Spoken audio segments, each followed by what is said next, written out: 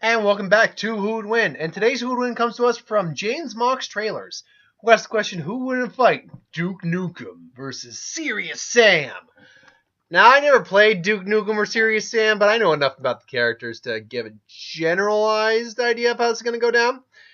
Should be noted that while these guys do, and if Death Battle ever does get around to doing this, which I have a feeling they will get around to doing this one, I'm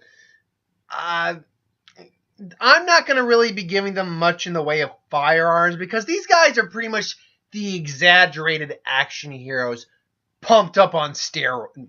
Kind of, in some cases, pumped up on steroids. Like, they're physically fit, they're handsome, they're macho, they got all the one-liners, perfect confidence, smile, get all the ladies, kick ass, and take names with nothing but their wits, brawn, and occasionally a firearm. So, really, giving these guys weapons, I mean, yes, both these guys actually do have their standard weapons, like the minigun and the pump-action shotgun.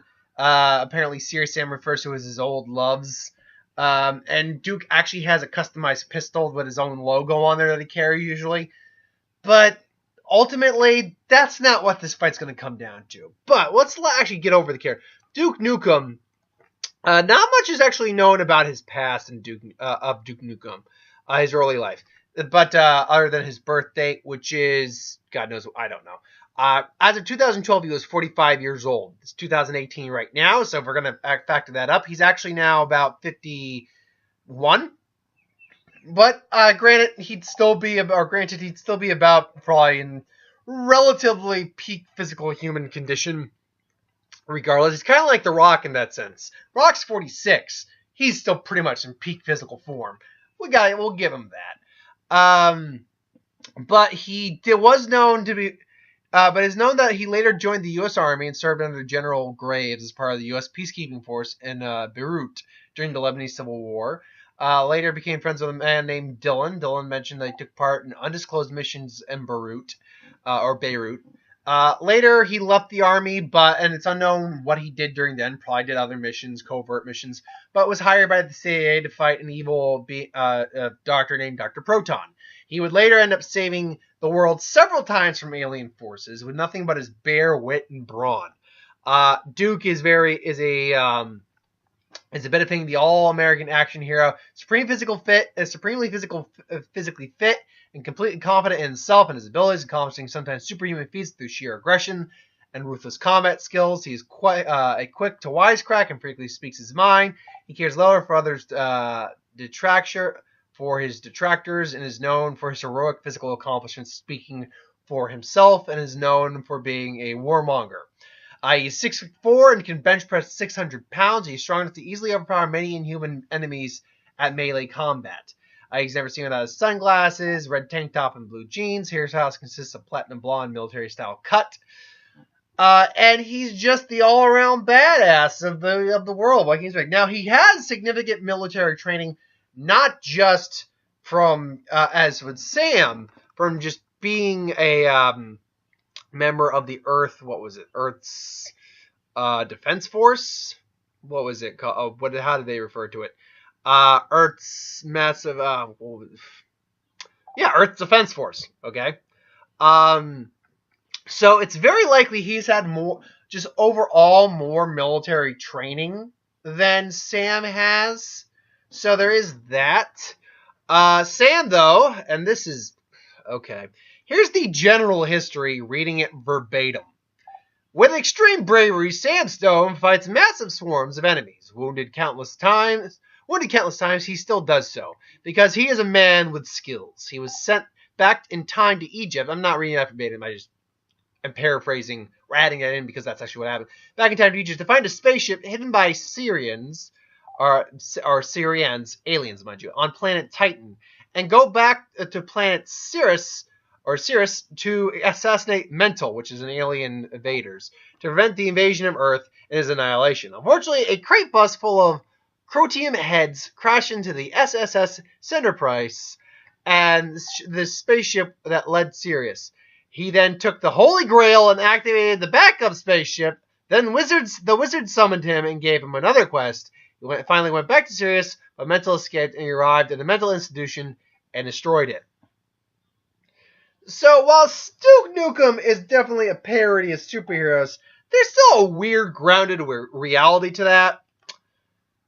Serious Sam, not so much. Serious Sam is all over the place here. With just, we're gonna go back in time. Hey, this Holy Grail powers the ship. I, okay. I really don't have much words for that. So I mean, it's been possibly described, according to trivia, that he's likely Mental's son due to his inhuman fighting abilities against Mental. Take that as it is. I don't know how you'd really describe that, but he's a man with skills, coming out on top most of the time, if not all the time. However, there is going to be a key little deciding factor in this fight. Now, as this fight breaks out, let's assume, hypothetically, that these two do exist in the same universe. They've actually been fighting different alien threats the whole time, without knowing it. And they run into each other, and you're like, you, and then their fight breaks out. And they'll be doing the macho one-liners and things along those lines. Just boom, boom, beating the crap out of each other. They just keep growing, keep ticking like it's nothing. Because they're men. That's what they do. They're action heroes. They're all around tough action guys. You know, maybe they get shot, they shrug it off, they keep going. Here's the thing, though.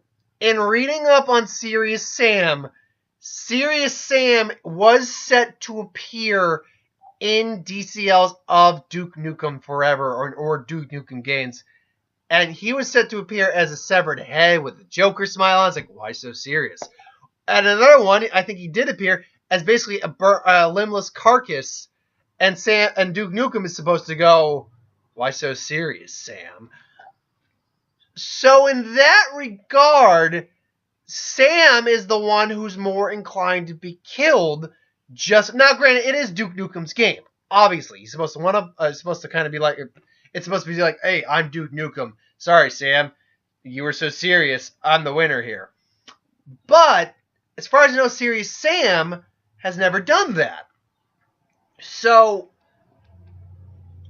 in that sense, Sam has a disadvantage in the sense that it illustrates Sam would be the more likely of the two to die in one of those scenarios.